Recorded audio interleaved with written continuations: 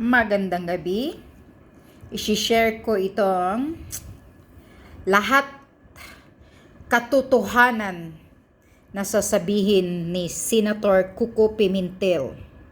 Dito medyo tama ang mga pinagsasabi ni Coco Pimentel dito kontra sa SUNA na sinasabi ni BBM na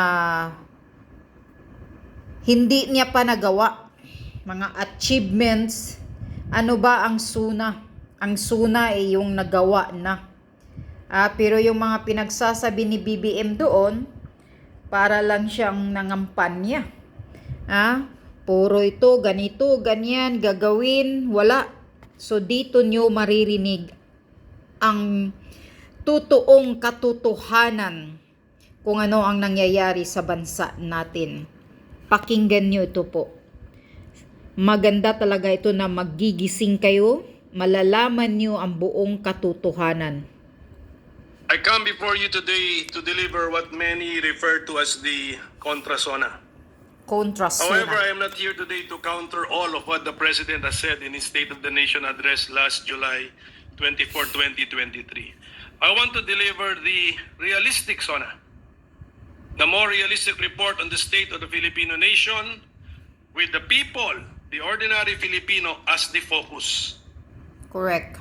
Let me start by congratulating the President for seriously discharging his constitutional duty to deliver the State of the Nation address. He obviously gave it his best. Before I proceed, allow me to extend our prayers to the more than 2 million Filipinos affected by the strong Typhoon Egay. Our condolences to all those who lost loved ones. We stand ready to help those affected, and I ask the Senate leadership to relax our regulations to the extent possible so that each office can be allowed to extend additional help or assistance to the typhoon victims. Naway patuloy ang ating pamahalaan sa pagpapaabot ng agarang tulong at suporta upang mabilis na makabangon ng ating mga kababayan. Ano kayang klaseng tulong yun? Ilang kilong bigas? Hindi yun ang kailangan nila. The state of the nation is worrisome. Worrisome. Nakakabagabag, nakakabahala. Oh, you see? Mahirap ang buhay ng Pilipino ngayon. Mahal ang presyo ng pagkain at iba pang bilihin. Oh, correct. At patuloy pa rin ang pagtaas ng presyo ng mga ito. Isama na rin natin dyan ang gastos sa tubig, kuryente, renta, transportasyon at iba pang importante at hindi maiwasang mga gastusin. Hindi tama sabihin na sa mga nakalipas na buwan, nakita natin ang pagbaba ng presyo ng bilihin sa iba't ibang mga sektor. Tamaan ka Ito dyan, ang nakita BBM. namin ng aking staff nung ikumpara namin ang presyo ng mga pangunahing bilihin ngayon sa presyo nito noong Hulyo, Enero 2022. Ang bigas, pangkalahatan hindi bumaba. Ang ibang varieties tumaas pa nga eh. Isda, correct. hindi bumaba. Ang ibang klaseng isda, tumaas pa. Yes, Karning tama. baka, baboy, manok, pangkalahatan, hindi bumaba. Tumaas pa. Tama. Gulay, pangkalahatan, hindi bumaba. Ang ibang varieties, tumaas pa rin. Prutas, marami ang tumaas. Mga pampalasa or pangsahog, karamihan tumaas. Lalo na ang sibuyas, sobrang taas. Yes, correct. Pero ang local garlic sa research namin ay bumaba naman ang presyo. Asukal, tumaas. Cooking oil, halos pareho lamang. Kuryente, tumaas. Tubig, tumaas. Pamasahe, tumaas. Tama. Meron tayong cost of living crisis ngayon. Exactly. And let us add to this the cost of dying. Dapat tignan din ito ng ating gobyerno. Yan, tama. Tapos, Cost of paon pa tayo living sa utang. crisis. With national debt at 14.1 trillion pesos and a population, let's put it at 117 million, each Filipino has a debt of around 120,000 pesos. Grabe, This eh. national debt figure does not even include the GOCC and LGU debts. 14.10 trillion ang utang Some of natin. our learned big thinkers say that we don't need to worry about our debt See, dang utang because our natin. economy can outgrow our debt. Grabe. However, it is senseless to talk about outgrowing our debt if we cannot even show that our so-called growing economy has enabled us to bring down the principal of our debt. Grabing The fact utang that our ng national debt has Pilipinas. doubled in just 6 years clearly indicates that we have not succeeded in decreasing the principal sum of our debt. We have also heard it said that we need not worry about our debt because this is not due all at once. Well, then this only means that the Filipino people will be paying for this debt all throughout their lives in the form of higher taxes, fees, and other charges. Yes, padadaan sa Mamamatay mga na lang tax tayo, para nagbabayad pa rin makabayad. tayo ng utang, tapos meron pa tayong ipapamana sa sunod na henerasyon para sila naman ang sumunod sa parehong ikot ng buhay. Correct. Magbabayad Mr. na naman ang mga President, kaanak-anakan ang natin. lubulubong utang ng bansa ay nararapat lamang mapag-usapan na. Nakakalungkot na hindi ito nabanggit ng Pangulo sa kanyang sona. See? Corruption has definitely contributed to the ballooning of our debt. Yes. A few years ago, a deputy ombudsman Rampant using corruption. United Nations Development Program's estimates said that corruption loss in the Philippines equated to 20% of its annual government appropriation. Grabe, ah. In the 2022 Corruption Perception Index of Transparency International, which rates countries based on the perceived level of public sector corruption, the Philippines ranked 116th out of 180 countries, scoring only 33 out of 100, which is way below the global average of 43. The lower the score, the more corrupt in perception. Ang ibig sabihin itong study na ito ay corrupt ang tingin ng mundo sa ating bansa. Grabe. You Baka see? hindi alam ng Pangulo na dumarami na ang reklamo laban sa korupsyon. At marami na rin ang nagsasabi na puno na ng sindikato ang gobyerno. Kada ahensya meron. Tama. The President's SONA did not tackle the issue of corruption. We need this government to show that it is committed to the fight against corruption. We need to hear the orders being issued. We need to know who are assigned to do the crackdown. We hope President Bongbong Marcos will soon announce his administration's game plan in fighting the worsening corruption. Yeah. The Grabing President in the corruption. SONA said, we cannot tolerate corruption or incompetence in government. This government's preoccupation with logos, or yan. what I call low governance, Puro logo. is a Yan. manifestation of wasteful spending and incompetence. Yes, nagsasayang if not ng corruption. pera. Correct. Spending millions of pesos for slogans and logos is indicative of misplaced priorities. Correct. Yeah. Let us go beyond sloganeering and Logo. logo governance and Nagsasayang ng spend pera. our money wisely on actual programs which directly benefit our people. Tama. If our government leaders feel the itch to spend money but don't know where to spend it on, don't spend on new slogans and logos. Instead, I suggest that they contribute the amount to addressing our more pressing concerns like increasing our food production, addressing our education crisis, Tama. improving Diyan our health magpupokus, services, hindi sa mga logo. lowering our energy cost, taming inflation, eliminating injustice, Kaya nga, providing tama. jobs, fighting crime and corruption, supporting our creative industries, Lagi sa logo, multiplying logo. connectivity, Sasayang ng among many pera. others. These are expenses which invest in the productivity of our people. We cannot afford to be wasteful, to waste funds or to waste time. Let us put a stop to this practice of giving confidential and intelligence funds to those government agencies which are not even engaged in national security work and public order or law enforcement. Yan, confidential fund. Let us remember that Malaking this budget administration yan. has allocated a whopping 10 billion pesos in Filipino taxpayers' money to the confidential and intelligence funds Yes, of see, various imagine government 10 offices billion ang budget. in the 2023 national budget. Oh, imagine. Grabe, oh. I 10 hope the billion. President and his cabinet can intervene to stop these manifestations of incompetence, if not corruption, like the following, among others. Grabe, oh. Ang 10 kaliwat billion. kanan ng mga issue sa ating immigration at mga airlines. Yes. Unlawful offloading, unnecessary and arbitrary interrogations, flight delays and cancellations, difficulty in obtaining refunds, among others. Correct. I am also making an issue out of the imposition of the travel tax on our people's right to travel. Remember that Article 3, Section 6 of the 1987 Constitution guarantees the liberty of travel, which shall not be impaired except in the interest of national security, public safety, or public health, as may be provided by law.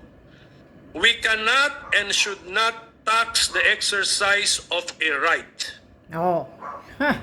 In December 2022, a Filipina missed her flight to Israel as the immigration officer asked her lengthy, irrelevant questions and demanded to see her yearbook, graduation photos, yearbook. emails, and private Mga messages. kalukuhang tanong sa In immigration. April 2023, a Filipina and her partner were barred from leaving for Hong Kong as she's still employed in the United Arab Emirates. Bawal na bang magbakasyon ang isang OFW sa ibang bansa? Oh, yes. Yan, tanong, oh. Bawal na bang Recently, magbakasyon? a traveler was not allowed to board her flight to Taiwan for failing to present 10 birth certificates to show her isa pa yan. relationship with her sponsor. Isang kagaguhang tanong ng immigration, Mr. 10 birth President, ito po certificate. ay nakakalungkot at nakakabahala. It's a total nightmare to experience what these offloaded passengers have gone through. Waste of money, time, Tama. and all that is invested in planning their trips abroad. Yan, mga power tripper While sa we recognize immigration. the duty of the Bureau of Immigration to combat human trafficking, this duty should not compromise the constitutionally protected right of Filipinos to travel. Exactly. Wala silang karapatang mag-offload. We have the rights to Ang travel. mga kapalpakan sa Land Transportation Oh, Office kapalpakan or sa LTO. Various controversies have plagued and continue to plague the LTO. Hindi maasahang online portal and computerized systems, matagal na paghihintay at backlog sa lisensya at plaka bukod pa sa iba. As of June 2023, the backlog in the license plates has surged to approximately 690,000. There is an allegation that since 2017 up to the present, only one supplier has won LTO's yearly contracts for the supply of vehicle license plates and other related goods. You see? And that the license plates order management system is privately owned and by a foreign corporation. Grabe, eh? Only the supplier who has access to the OMS can generate the QR codes required by the system.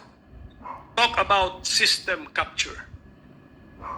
In order to address the shortage in driver's license cards, the LTO has resorted to considering the paper-based official receipt as a temporary driver's license. Issues Papel. plaguing the LTO's IT infrastructure are yet to be addressed and solved. The experience of the LTO is one of the best examples of the loopholes, Yes. the money-making opportunities The in loopholes. digitalization. Exactly. We also have the case of collapsing bridges. In 2020, we encountered a number of bridges collapsing. San Juan Bantilan Bridge connecting Batangas and Quezon, Borja Bridge in Bohol, Carlos P. Romulo Bridge in Pangasinan, and many others. The collapse of the Clarin Bridge in Bohol injured 23 and took the lives of 4 people. And then just recently, the Malamba Bridge being built in Davao City collapsed, resulting in 5 deaths and 2 injuries.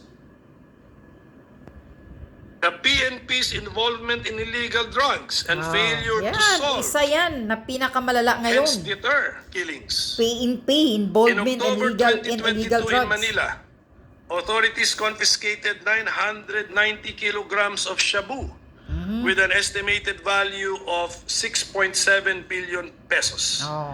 50 police personnel, including high-ranking officials, were found to be involved in the anomalies and massive cover-up in the operation.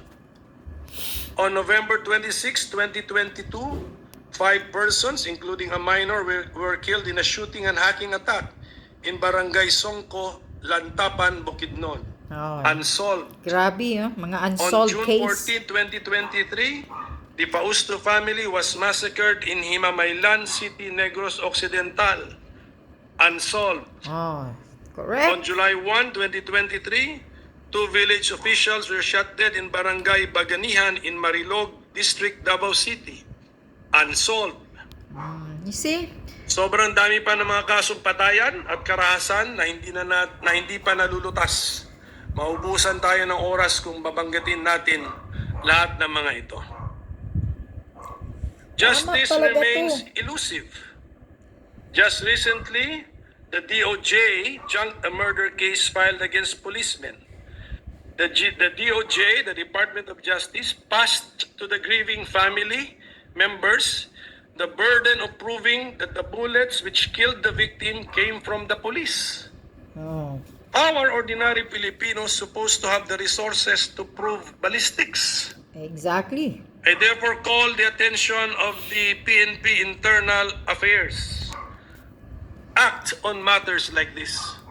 Yeah. Dumadaming It is mga pulis unfortunate na as well that the salo. case of the missing sabongeros is yet to be resolved. Nasaan na sila? Nag-aantay pa rin ang kanilang pamilya. Yung mga sabungirong Hindi nawawala. alam kung buhay pa or something worse has happened to them. Yes. The families are calling out again for justice. And they are dismayed that the monthly case conference of the DOJ on the matter has been stopped. We must bring justice to the families of all of the disappeared. Wala na. Hinihinto na ni Sabi ng DOJ Pangulo, Rimulya ang mga pag-imbestiga Nagsisimula ang sa mga lahat sa sabungirong edukasyon. nawawala. Sang-ayon po ako dyan. Grabe. Education is the great equalizer. Therefore, education should truly enjoy the highest budgetary priority. To prepare our nation for the future, we must focus on education.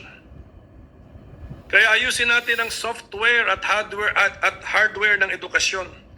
The software would be the curriculum, the content, and how these are taught. The hardware would be the classrooms, facilities, and materials.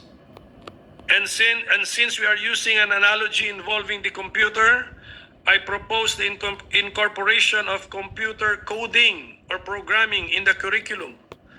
Let us prepare for the future high-tech world and let us prepare our people early. Yes, tama to. In the aspect of health, let us not forget our senior citizens and those with mental health conditions and the families taking care of them. Yes, isa pa yan. Mga The health average problem. life expectancy of Filipinos is around 72 years. Meanwhile, the number of senior citizens in the Philippines continues to increase.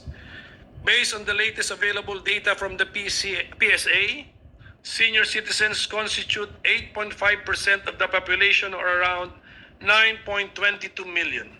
Grabe. The Population Commission projects that in 12 years' time, 14% of the Dami population pala mga will senior be citizen senior ngayon, citizens. Population, 9.2 We value million. our elders for their invaluable wisdom and the contributions they have made to our nation. It is therefore ironic that many of our parents and grandparents are left behind in terms of healthcare. Although we are approaching healthcare through the mechanism of regional specialty hospitals, let us be aware that we do not have an apex hospital for the age-related and age-induced health concerns of the aged and the aging. We need to establish a national geriatric hospital. This is the National Hospital for Senior Citizens, where our doctors can develop specialty knowledge and skills in geriatric medicine, which is the healthcare and treatment Yan, of dapat elderly mayroong persons. hospital for the senior Also, citizen. let active aging Separate sila, be correct. our formula when it comes to our policies for senior citizens. Dapat correct. Let Dapat us still ganito. tap them, involve them, and seek their wise advice. See? Dapat ganito ang gagawin. May separate hospital ang Families mga taking care of persons senior with mental citizen. health conditions must be given assistance and support in addition to the exemption from VAT of certain medicines. And let us extend this assistance to the schools, orphanages, and other entities like charitable organizations which are focusing on this neglected and close to invisible segment of our society. Ito, aktual na reklamo ng isang nanay na dalawa ang anak na autistic boys. Yan. Nalaman niya na ang PWD na dependent ng isang SSS member ay may benefits din pala. And I will now quote her. Ang medyo hindi maayos, sir, ay yung requirement na recent medical certificate kasi hindi kami masagot ng maayos kanina. Sabi po, dapat doktor sa brain dahil sakit daw ang autism. So sinabi naming na hindi sickness kundi disorder. And the boys are eligible dahil lifetime ang condition nila. We told them ang autism ay hindi naman gagaling at papaano ang families na hindi makaka-provide ng recent na medical certificate from a development pediatrician dahil sa napakamahal at hindi agad-agad na appointment. As usual po, ang sagot sa amin yun daw ang requirement nila. Nakakalungkot, di po ba? Kasi families like us really need these benefits. So it means, habang hindi nakaka-comply sa requirements, hindi makaka-file ang family ng benefits kahit kailangan na. This is also proof na hindi talaga nauunawaan ng karamihan ang kondisyon ng mga batang tulad nila. Dapat yan ang i-focus mo, BBM, Those mga two health. boys have already been diagnosed to be within the Kaysa autism yung mga disorder palit-palit ng spectrum. logo, lintik na logo, mga But the ano yan. SSS requires a recent medical certificate. Let us not have programs for the needy only on paper.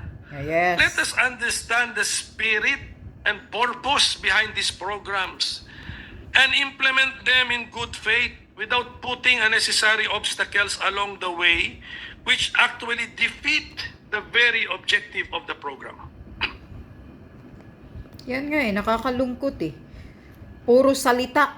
Tapos pag nandoon na sa Let us hospital, also not papahirapan na ang mga Our nanay. persons with disabilities. Let us extend to them whatever help we can afford.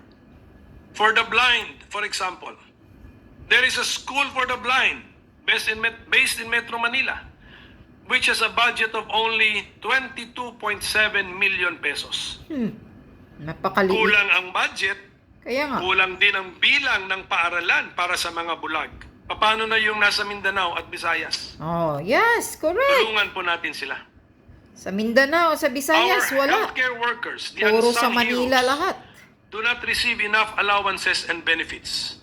According to the Professional Regulatory Commission, the Philippines has a supply of doctors, nurses, and other health workers, but only a fraction are in actual practice of their profession.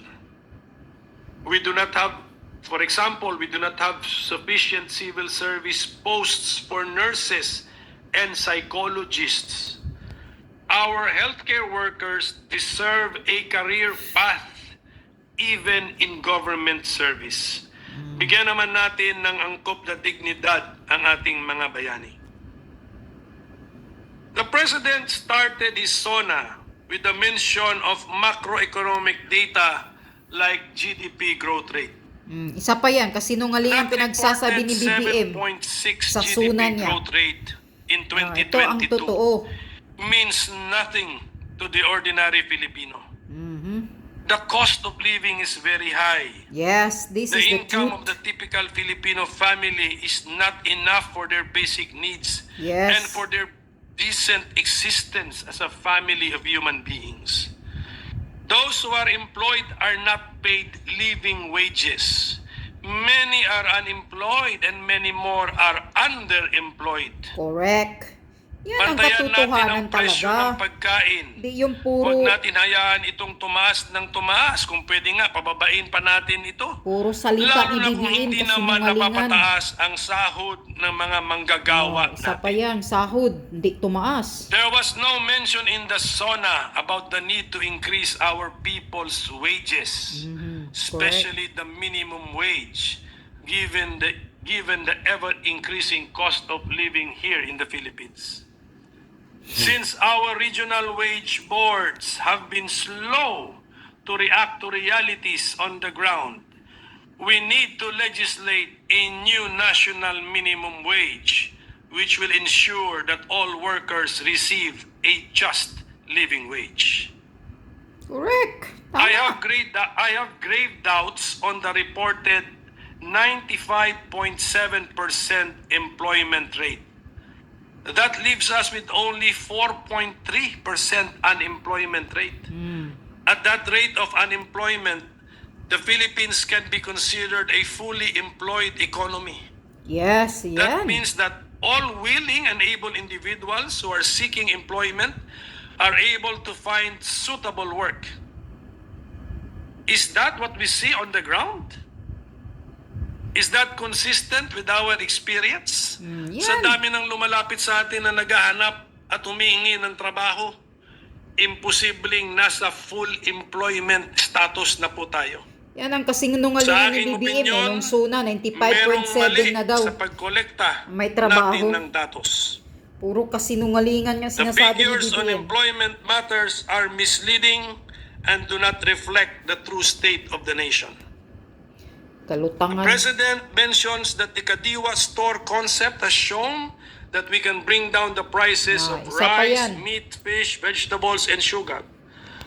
However, what we should understand is that the Kadiwa stores are in effect pop-up discount stores which are location-bound, time-bound, and with limited supply of goods. Tama. In short, these are set up quickly for short-term operation in a temporary location. Yes, this is a temporary Band-aid only, Kadiwa. Yan. Ang kailangan natin ay pangkalahatang pagbaba ng presyo ng mga Pinagyayabang bilihin, ni lalo na BBM na ang ng Kadiwa. pagkain Sinasabi ko sa na nga buong ba eh. bansang Pilipinas. Ginagamit ang Walang Kadiwa. pinipili, lahat makikinabang. Correct. And to achieve this with food items, I agree we have to boost agricultural production. And our farmers must be able to sell in volume. To generate and produce both jobs and food, and at the same time fight inflation, let us concentrate on agriculture. Produce more food, increase the yield of our land, productivity is the answer. Tama. On the matter of inflation, Palabuin ang recent agriculture. data from Pulse Asia indicated that 3 out of 5 Filipinos believe that the government should address the rising prices of goods and services. According to the International Monetary Fund, the Philippines ranked third among Southeast Asian countries with the highest inflation rate in 2022.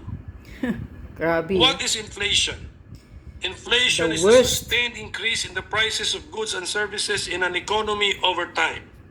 It means that on average, more money is needed to purchase the same quantity of goods and services than before. The president stated that inflation rate is moving in the right direction. From 8.7% in January, our inflation has continued to ease up in all regions, settling now at 5.4% for June. What is that to the ordinary Filipino? While it is encouraging to note that inflation has eased to 5.4% as of June 2023, we must acknowledge that the prolonged period of high inflation rates has already affected the purchasing power and overall welfare of many Filipinos. Exactly. The Tumataas average ang inflation inflation. rate of 7.2% Apektado na recorded ang mga between January and June ng mga mamimili. 2023 exceeds the projected range of Tingnan mo yan, 5 to 6% 7.2. for the year. When the Regional Wage Board in the National Capital Region increased the minimum wage by 7%, because that is the percentage of 40 pesos to 570 pesos.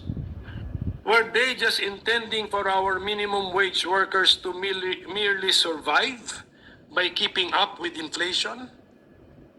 What has therefore happened to the state policy found in Article 2, Section 9 of the 1987 Constitution that the state shall promote a just and dynamic social order that will ensure the prosperity and independence of the nation and free the people from poverty through policies that promote a rising standard of living and an improved quality of life for all.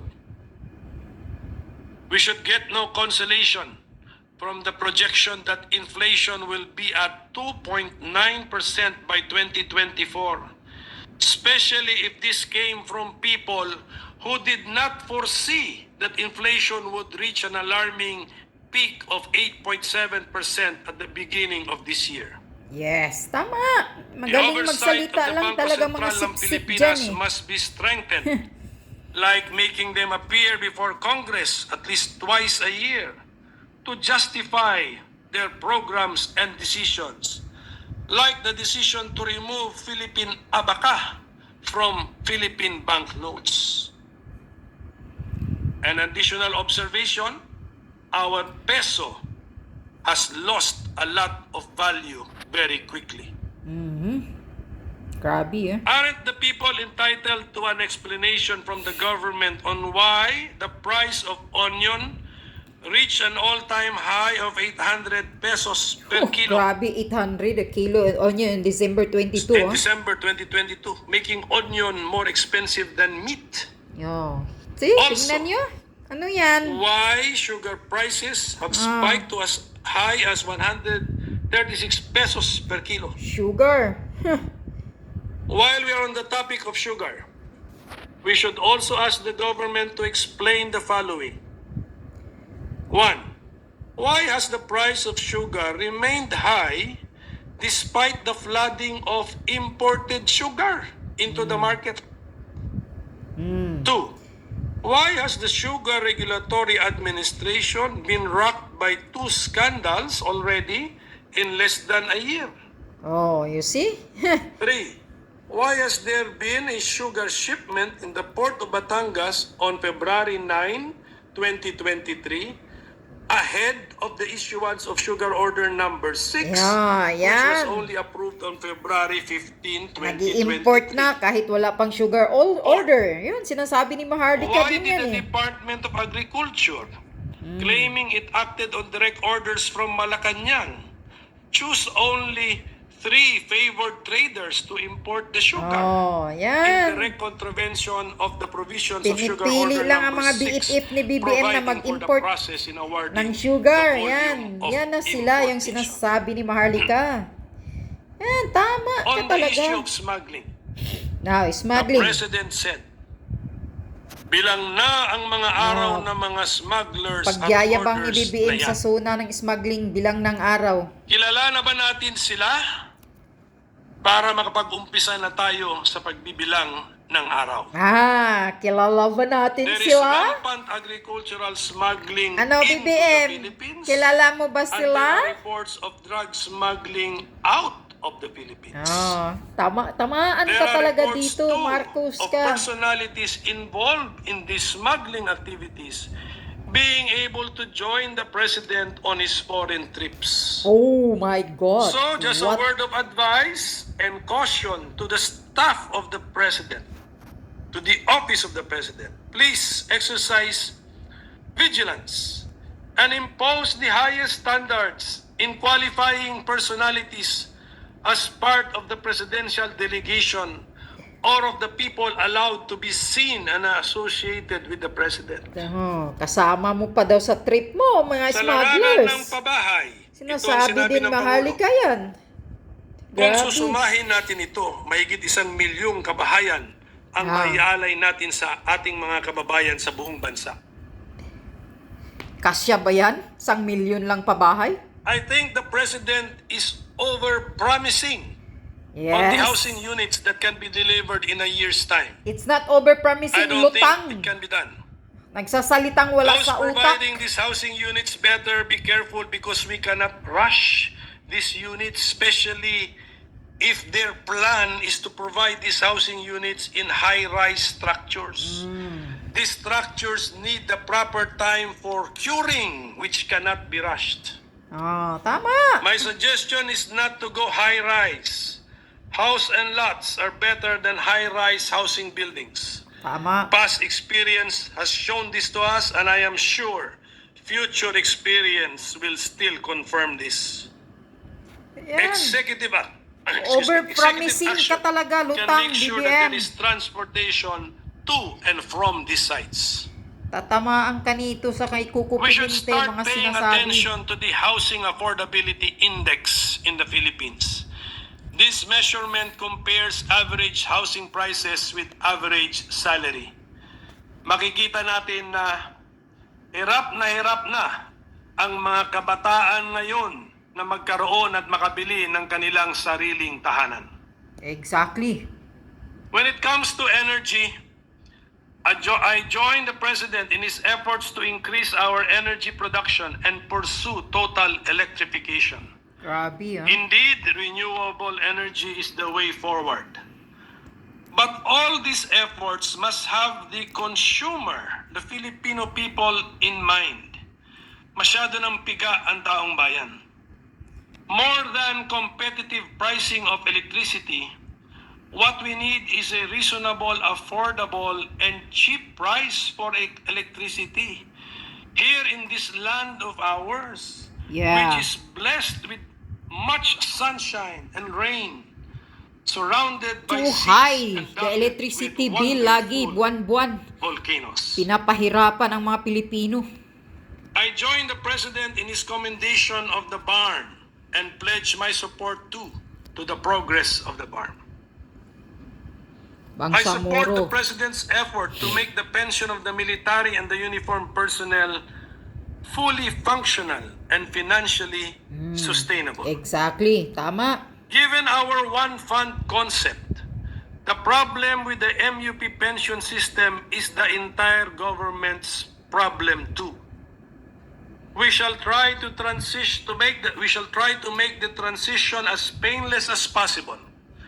But should this turn out not to be totally possible, then we should all be ready to bear our share of the burden. The solidarity with our MUPs starts with a budget. We should discourage the bloating, eliminate the wasting, and stop the hemorrhaging of funds to our budget. Yes. Tama. I also support the President's Nag-waste call ng for the budget. creation Ang of the daming mga Department of waste na Waters. ginagamit sa pira. I suggest that this agency be given jurisdiction over water resources and bodies of water from ridge Sa pa itong to reef. tubig, yung mahal. The President Daming naghihirap. Tama talaga yan. The President mentioned the Samal Island Davao City Connector Bridge. May I just inform the President that the prospective beneficiaries of this bridge have serious objections about its alignment, which they claim will cause the irreversible and irreparable destruction of the Paradise Reef. The President mentioned the Maharlika Investment Yan, Fund, isa pa yan. Atat na MIF, atat na but pinapabilisan. only in passing. It is good that the MIF was not touted to be his administration's greatest achievement in its first year, because achievement clearly it is not. Yan. What is sad is that to make 125 billion pesos earn, we have to spend first around 2.5 billion pesos. Another thing that is sad is that the first to get jobs out of this Maharlika Investment Fund will surely be the members of a group of internationally recognized economic managers, which the President mentioned. And most likely, these people would be foreigners. You see? The Maharlika Mga Investment foreigner lang Fund ang was not mentioned in nakapag-afford the niyan. first SONA. Target sa mga This investment is the na ito. first time that it is mentioned in a SONA. and it Grabe. is already a law, having overtaken the 20 priority legislative measures mentioned in the first SONA. The President should have Kalukuhan. explained to the Filipino people why he pushed for this measure, Yeah. why he rushed this measure, Oh, when it pinagdali-dalian is eh. not necessarily Pinapadali-dali itong needed. Maharlika eh. Para lang may masabi sa Hindi po ako SUNA. makapaniwala na hindi ito makakadagdag sa ating utang. Oh. Congress gave the Maharlika Investment Corporation the power to incur more debt. Yes. Add to this the fact that the so-called investable funds from government banks, which make up its initial capital and funding, may also be deposit liabilities. Yes. Utang din yan. Oh, tama. Utang Up to yun this yan. very moment, I am still questioning the wisdom, the need, and the propriety of even proposing this MIF. The Correct. procedure followed in approving the Maharlika Investment Fund Act is another matter which I believe will be questioned in court in due time. Question I in just court hope that in the due letters time. Tama. MIF will Kasi- ultimately turn out to mean that this Is madness isn't forever. It's not forever. Correct. Just for the information of everyone, Sigurado yan. when Nanakawin the na laman President yan. mentioned his trips Yun ang abroad, ibig he said sabihin yan. that these economic missions have yielded an estimated total investment value of 3.9 trillion pesos with a potential to generate 175,000 jobs. In contrast, when we were discussing the 125 billion pesos funding for the Maharlika, the claim was that this amount would generate 350,000 direct jobs. The President, who is a mathematician, knows his numbers better than some of his Mathematician. economic advisors. Bobo nga eh, mathematician. To help the President in his governance, I suggest the following ideas. For the President to already appoint a regular secretary of the Department of Agriculture. And as a mathematician myself, I appeal to the President to personally review the formulas our agencies use when they compute for the national demand for the various agricultural products. These are the formulas our agencies use to justify the importation of these commodities. There is something fishy in the formulas. Exactly. There is The something Department of fishy. Trade and Industry should come up with nyo specific na? and detailed programs to guide and handhold our micro and small enterprises, as well as our creatives industry, on how they can take full advantage of the Regional Comprehensive Economic Partnership Agreement, the RCEP, and other trade agreements for them to access markets outside of the Philippines. Grabe. We should also exert effort to genuinely guide those serious long-term foreign investors on how to deal with our, let me just call it, unique governmental system of permits and approvals. Oh, yan pa. Some find our system too complicated. So Some say complicated. corrupt. I say, let's make it navigable. Yan. Maybe a one-stop shop can do the trick. Di malasakit para sa mamumuhunan center. An extension of Senator Bongo's idea to the area of trade and investments. Tax reform must be pursued in both procedure and substance. But I wish we will push the envelope further. I believe it is about time to discuss or consider replacing the VAT system of taxation, which is complicated to administer and full of leakages, with a much simpler to administer and monitor goods and services tax, GST. Hindi ba natin napapansin na tuwing SONA, ang mga sektor na nababanggit parati ay ang mga magsasaka, nangingisda, manggagawa, Ginagamit lagi mga yan mamimili, Kaya at nga. ang mahihirap. Yes, mahihirap, Tapos, bilang na magsasaka. bilang lamang ang mga membro nila sa Kongreso. Kaya, panahon na mapabuti natin ang party list system natin. Let us reform the party list system law by allowing more representation, if not limiting the representation, Yan to pa. these truly marginalized Kaya nga, sectors. walang mga Let magsasaka us party encourage list. the formation of more political parties for farmers, Pinili. workers' party, consumers, among others. The state of the nation is worrisome. Nakakabagabag, nakakabahala. Tama, There is too exactly. much inequality in our land. Inequality can be measured by wealth inequality, income inequality, and even inequality in the benefits from GDP growth. Oh, It correct. is about time that our economic managers also give us accurate reports on these matters. As of 2022, the Philippines ranked 15th out of 63 countries in terms of income inequality.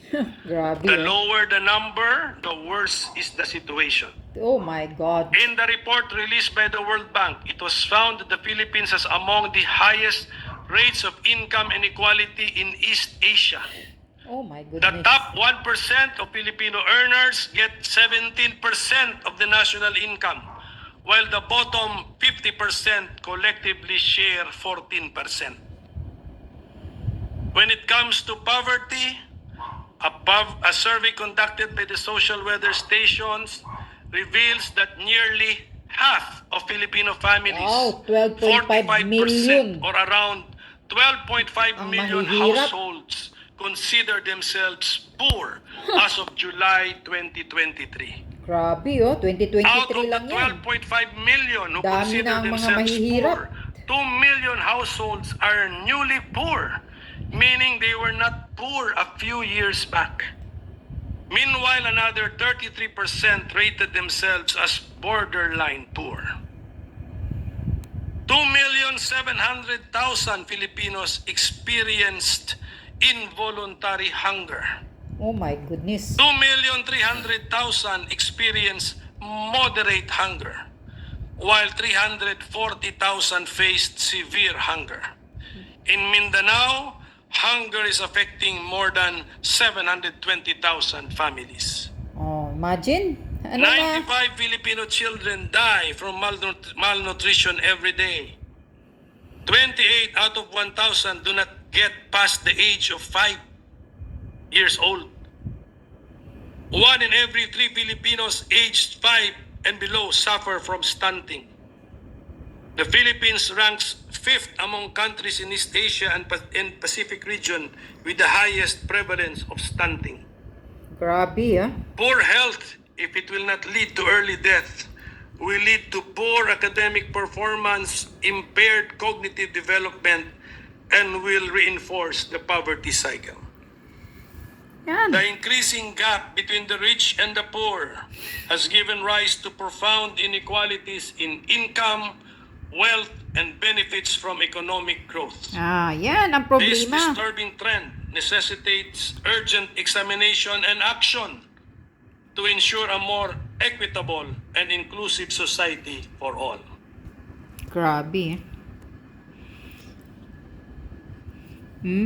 So, ito, mga taong bayan, panoorin nyo to, tapusin nyo tong video, dahil ito talaga ang buong katotohanan dito sa bansa natin. Grabe, 12.5 million ang poverty, ang mga mahihirap.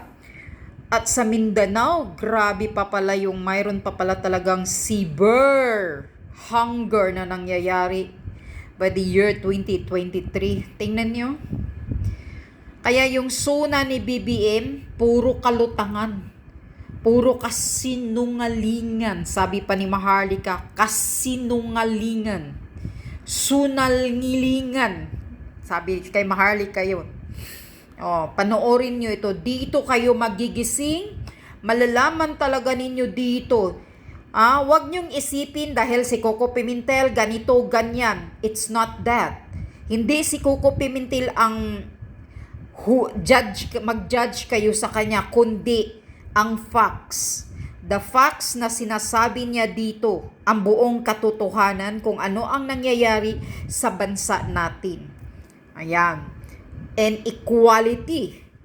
Lalo yan. Lalong masama. Maraming mga inequality. Ang mga mayayaman, yun nga, matagal na yan eh. Ang mga mayayaman, lalong yumayaman. Malaking mga benefits, whereas tayo, mga mahihirap, tayo pa ang walang benefits at pinapahirapan.